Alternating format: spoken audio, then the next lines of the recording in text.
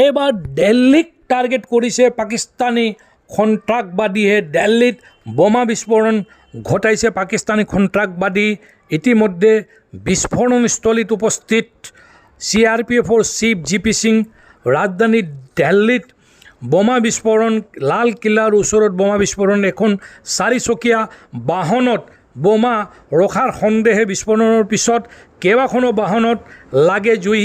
বিস্ফোৰণৰ পিছত সমগ্ৰ অঞ্চল জুৰি আতংক।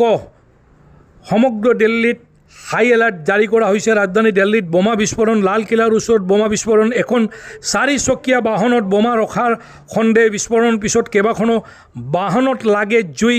হাই এলাৰ্ট জাৰি কৰা হৈছে। ইতিমধ্যে হাৰিয়ানা আৰু উত্তৰ প্ৰদেশতো হাই এলাৰ্ট জাৰি কৰা হৈছে। চলন্ত গাড়ীৰ পৰাহে সংঘটিত হৈছিল দিল্লীৰ এই ভয়ংকৰ বিস্ফোৰণ। এই কথা সদৰি কৰিলে দিল্লীৰ আৰক্ষী আয়ুক্ত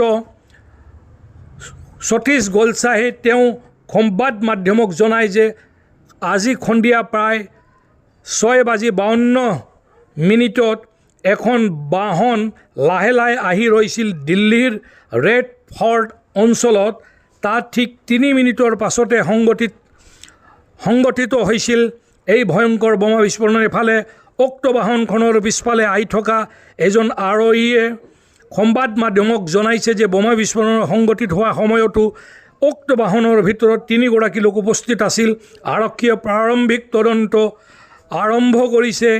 এয়া আছিল আত্মঘাতী বিস্ফোৰণ নে বেলেগ কিবা আছিল। আৰক্ষীয়ে ইতিমধ্যে তদন্ত আৰম্ভ কৰিছিল।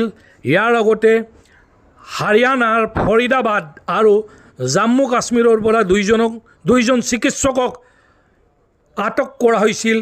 তেওঁলোকৰ পৰা বুজন পৰিমাণৰ এক্সপ্ল'ছিভ আৰু AK-56 ৰাইফল জব্দ কৰা হৈছিল। এতিয়া আৰক্ষীয়ে তদন্ত কৰি আছে যে এই মানুহবিলাকৰ লগত, এই সন্ত্ৰাসবাদীৰ লগত দিল্লী বিস্ফোৰণৰ কিবা কানেকশ্যন আছে নে নাই। আৰক্ষীয়ে তদন্ত আৰম্ভ কৰিছে।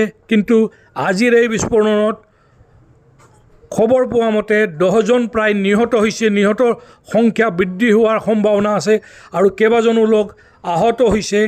এতিয়া এই ঘটনাত পাকিস্তানৰ কিমান ইনভলভমেণ্ট আছে তাকো তদন্ত কৰি আছে। অপাৰেশ্যন সিন্দুৰ এতিয়াও জাৰি হৈ আছে। ভাৰতে কি আকৌ পাকিস্তানত আটেক কৰিব নেকি, এইবিলাক কথা তদন্তৰ পিছতে আৰু জনা যাব।